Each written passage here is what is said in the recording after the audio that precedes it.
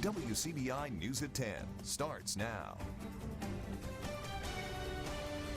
Thanks for staying up with us tonight. Mississippi will soon be reopened for business. Governor Tate Reeves announces his safe return order at today's briefing. The safe return gives the green light to the remaining places that are still closed, such as museums, libraries, and movie theaters. As Courtney Ann Jackson explains, it's the final stage of reopening. Starting June 1st, there won't be any statewide closure of businesses. There are no perfect options, but freedom with risk is better than a prolonged shutdown that threatens livelihoods and lives through government action. The safe return order will also change the number for gatherings like parties. There are 2 different maximums depending on whether social distancing is possible. Where that distancing is possible, you can have up to 50 people indoors and 100 outdoors. But if there is not a way to socially distance, only 20 indoors and 50 outdoors. This is one way going into the summer that we can try to thread the needle, which is how do we get businesses reopened? How do we get kids' lives back to as close to normal as possible after literally 3 months of fighting COVID-19, while at the same time doing it in such a way that we can mitigate the risk. We are not going to eliminate the risk. Youth sports starting back games is one example Reeves gives. Fairly large baseball park, baseball field, you could line all the way around the field, fairly easily get 70, 80, 90 people. 70 fans, if you would, lined up around the fences without people becoming closer than 6 feet apart. But again, these are guidelines and not one size fits all. Weddings and funerals in particular are events that Governor Reeves warns can be problematic. They don't exactly lend themselves to social distancing because typically when you have a funeral, you have the family that stands at the front that meets and greets every visitor that comes to pay respects to the fallen. Courtney Ann Jackson, WCBI News. This safe return order will take effect June 1st at 8 a.m. and last through June 15th when the governor says they'll reevaluate. A funeral in the WCBI viewing area is being used as an example of how quickly COVID-19 can spread. State Health Officer Dr. Thomas Dobbs talked about the funeral today and how one sick person led to nearly 24 positive coronavirus cases. These are the scenarios that we're terrified of. This is the same kind of stuff we saw at the beginning of the outbreak, and it's so important for us to honor these social distancing rules because they work. An exact county where the funeral was held was not disclosed at today's briefing. Well, it's been 2 weeks since gyms in Mississippi were allowed to reopen. For the foreseeable future, they have to follow strict guidelines. Our Bobby Martinez talks with the gym owner and members about their new normal. I'm just glad everything's getting back to normal. Fitness Factor member Chris Carson says adapting to the new gym rules has gone well so far. I think it's been made a lot easier for all of us due to the fact that Beth and her whole staff have put so much attention into making sure that this whole place stays clean and safe for everyone that wants to come in here and work out. Fitness Factor owner Beth Jeffers says members have been supportive of the rules put in place due to the coronavirus. We provide all the germicide and antibacterial wipes for them, and after they get finished to clean their equipment again. And you know, people have to take their own personal responsibility, obviously, to wash their hands. People have started to get used to the pattern. They're just so happy to be back, I think. Coming here and being able to be with all of our family is such a helpful way to get over the whole situation. The strict guidelines include enforcing social distancing rules. I felt like when it was time to open up, our gym was ready. We had marked off 6-foot squares, or actually they're even bigger. And then we have closed off every other piece of cardio equipment. And so far it's worked really well. People stay in their squares. I think that one of the hardest things, though, is after the class is over to keep your social distancing. But we try to remind our members to do that. Jeffers also adds that in recent weeks, she has seen an increase of members at her gym. Showers and thunder showers in the region today, some of which have been strong. Right now, the strong storms are done, but we still have a little bit of rain from Oxford to Coffee Valley to Grenada back into the Delta. There's a few more blips just off screen here. So the chance for some showers and storms will continue tonight on an isolated basis. Look at these spectacular clouds in Eupora this evening. We had a shelf cloud move on through with some of those storms in Winston County. There it is right there near Brooksville. You can see it coming on in. And a bit of a rainbow there after the storm. Always nice to see the rainbows after these summer storms. Now, tonight, again, isolated showers or thunder showers. Probably not a lot of rain in the morning. Can't rule out first thing, but during the heating of the day, by midday into the afternoon, more scattered storms much like today, some of which could be locally strong, highs in the 80s. Your full forecast coming up.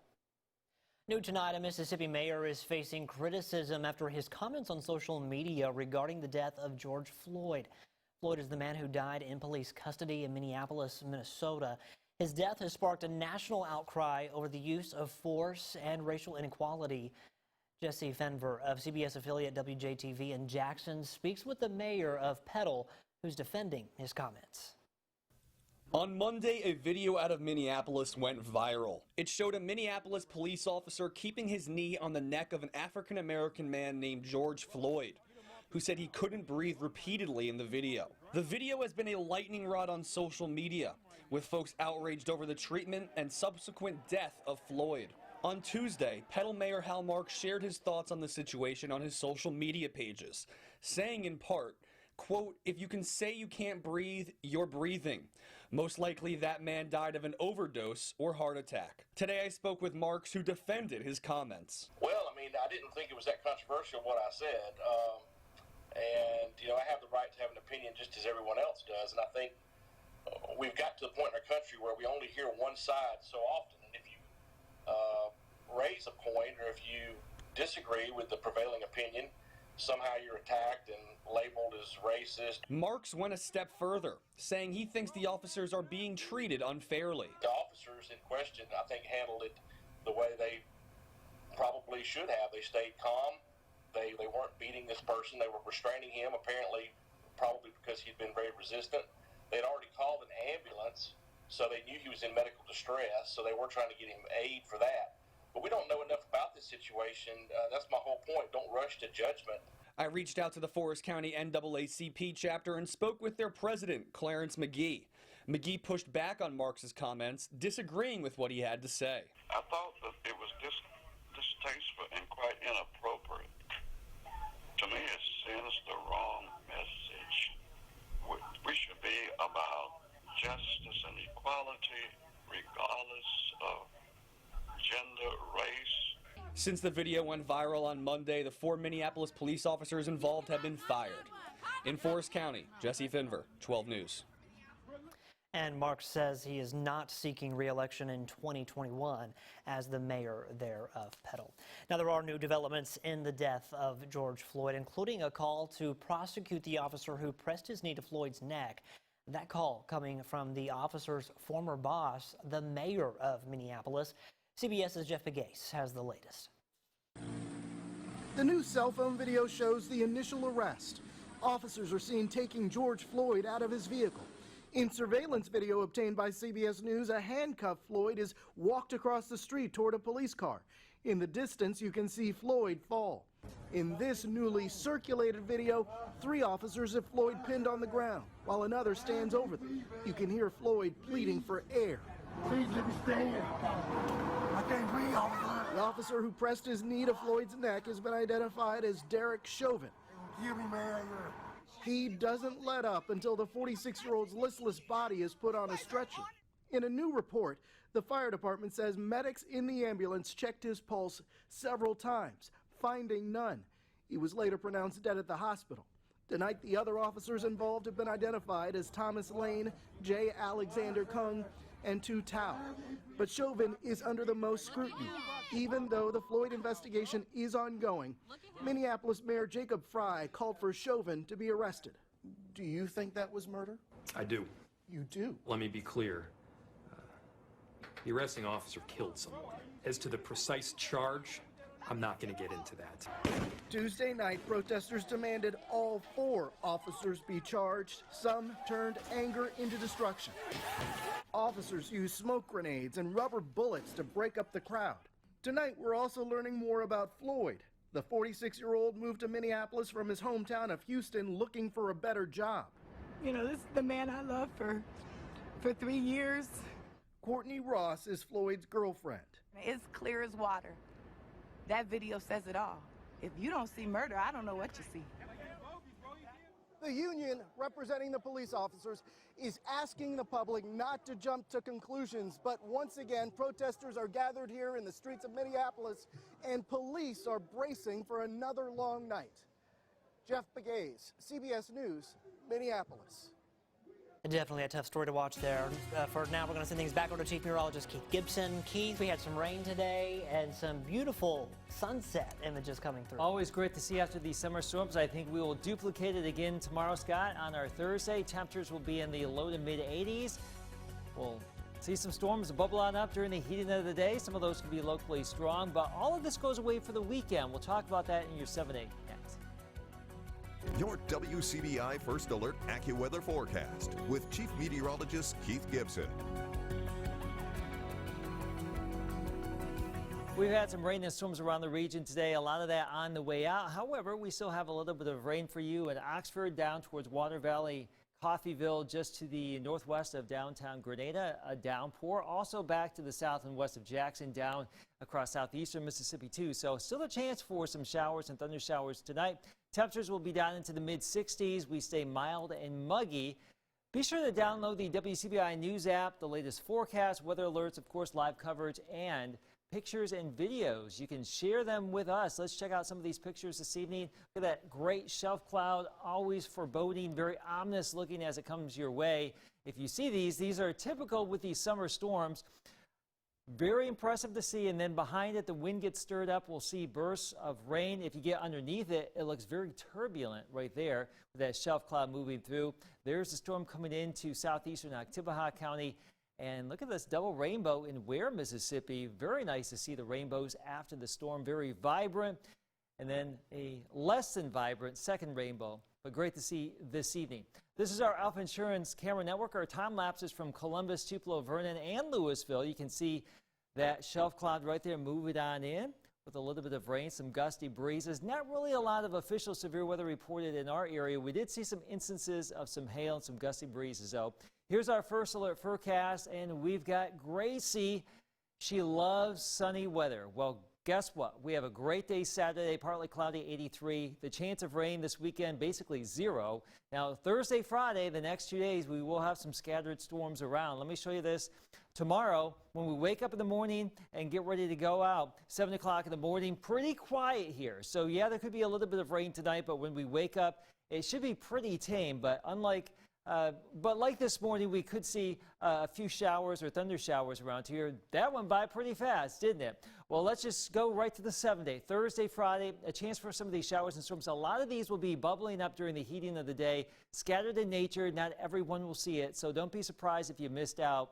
But you may see some wet weather here over the next 2 days as we get into your weekend. Saturday, Sunday, Monday looking great. More or less sunshine. Overnight lows in the upper 50s, quite comfortable at night. We'll warm it up next week, and we may see more humidity and a few more scattered showers. Scott? At least one sport will be taking the field this summer. Courtney has the preview from a diamond near you later in sports.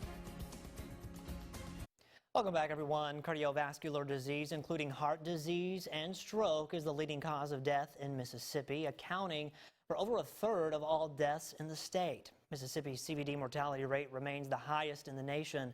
We'll learn more tonight in our Health Talk with Baptist. Hi, I'm Linda Sanderson, Director of Quality at Baptist Memorial Hospital Golden Triangle. When blood flow to part of the brain stops for a short period of time, also called transient ischemic attack or TIA, it can mimic stroke-like symptoms. These symptoms can last for less than 24 hours before disappearing. While TIAs generally do not cause permanent brain damage, they are a serious warning sign that a stroke may happen in the future. TIAs are usually caused by one of 3 things: a low blood flow at a narrow part of a major artery carrying blood to the brain, such as the carotid artery, A blood clot in another part of the body, such as the heart, that breaks off travels to the brain and blocks a blood vessel in the brain. Narrowing of the smaller blood vessel in the brain, blocking blood flow for a short period of time, usually caused by plaque buildup. 40% of people who have a TIA will have an actual stroke. Nearly half of all strokes occur within the first few days after a TIA. Symptoms for TIA are the same as for a stroke. A stroke can occur in two ways. In an ischemic stroke, a blood clot blocks or plugs the blood vessel or artery in the brain. About 80% of all strokes are ischemic. In a hemorrhagic stroke, a blood vessel in the brain breaks and bleeds into the brain. About 20% of strokes are hemorrhagic. What makes stroke symptoms distinct is their sudden onset. Sudden numbness or weakness of face, arms, or leg, especially on one side of the body. Sudden confusion or trouble speaking or understanding. Sudden trouble seeing in one or both eyes. Sudden trouble walking, dizziness, loss of balance or coordination. Sudden severe headache with no known cause. If you or someone around you experiences any of these symptoms, seek help at your nearest emergency room. Join us next time for Health Talk with Baptist as we discuss risk factors for a stroke. Mail your topic suggestions to healthtalk@wcbi.com. Health Talk has been brought to you by Baptist Memorial Hospital Golden Triangle. Baseball just couldn't stay away from Northeast Mississippi for too long. More on the return of America's pastime coming up next in sports. Your WCBI Sports with Courtney Robb. The latest in high school coaching news, longtime head coach Lee Berryhill is retiring. Berryhill has led East Webster for the last 8 seasons and says he's leaving to pursue another opportunity. Prior to that, he spent 17 years at the helm of Eupora, serving the Eagles as their head baseball and slow pitch softball coach. Berryhill finishes his 26-year career with 7 softball titles and 2 baseball championships. Berryhill said the decision was hard, however, expressed thanks for the East Webster administration and his players. With baseball season ending earlier this spring due to COVID-19, high school players in the area finally have the chance to hit the diamond this summer and play ball. The Tupelo 49ers held tryouts earlier this week as coaches select this year's team. Our Chris Bolton was able to hit the cages and learn more from the tryouts. It's just good to get them all together and watch them do things that they enjoy doing. So we're excited about it, man. We're excited about our season. So it's just it's something that we've been looking forward to and glad we get an opportunity to play, because I know a lot of places aren't. We know kids are excited to just get back on the field, whether they make the team or not. They want to come work out and do something other than sit in the house. It's a blessing, honestly, because some kids don't have the opportunity to, get the work in, because even if you don't make the team, you're still getting the opportunity to get the valuable work in. I couldn't imagine having a high school baseball season taken away from me like it has been from them. So that was our goal mainly this summer, is just to give them a chance to get back outside and play a little baseball. This summer's a little different because, a lot of the Legion teams that we normally play have already canceled their season, so we've had to kind of get creative and find teams and other organizations, other Legion teams that went independent, and we've actually we've got a full schedule through June and July, so we're thankful for that, because normally we play anywhere between 30 and 40 games in the summer. We were worried that we may only have 20 this summer, but now we've actually got the number back up to where we think we're going to be about where we were in years past. We're getting out here to get to play. It'll be a great time and experience, get good looks at scouts and stuff. We'll go to a few tournaments and compete and hopefully instill some baseball knowledge in them that they haven't had in the past. Holland says the final roster will include 18 to 20 players, and that will be announced on Facebook later on Thursday. Over in Fulton, ICC outfielder Hannah Sparks puts ink to paper, committing to play next season at Blue Mountain College. The Manatee native spent 2 seasons with the Indians, assisting in ICC's 2019 MACJC Tournament Championship title run. After her 2020 season was cut short, Sparks managed to still score 6 runs, steal 4 bases, and pick up an RBI. Sparks says she's looking forward to putting in a lot of hard work with Blue Mountain next season. I've heard so many great things about their coaching staff and their players and how hard that they work. And that's something that I look forward to in a program. So I'm extremely blessed, and I'm so thankful that I get to continue to play the sport that I love. Mountain's getting a tremendous student athlete in Hannah Sparks. She's just a great worker, one of the most athletic kids that I've ever coached as far as being able to run and jump and do a lot of things. And she's going to bring them an element that all softball programs are looking for, is That's it for sports. We'll have more for you when we come back. Still some rain on radar out towards Grenada and Coffeyville. Some blips, some showers on radar. Also back into the Delta, some thunder showers as well. So still a chance for some rain this evening and tonight. Tomorrow, low to mid 80s across a good chunk of the region. If you see a little bit more cloud cover, maybe upper 70s. But there will be scattered storms and showers across all of Mississippi and Alabama tomorrow. A pretty good chance thereof.